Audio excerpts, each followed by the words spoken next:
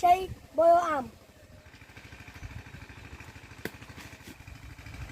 বন্ধুরা আমাদের আম পাড়া শেষ, এখন আমরা আমগুলো কেটে নেব।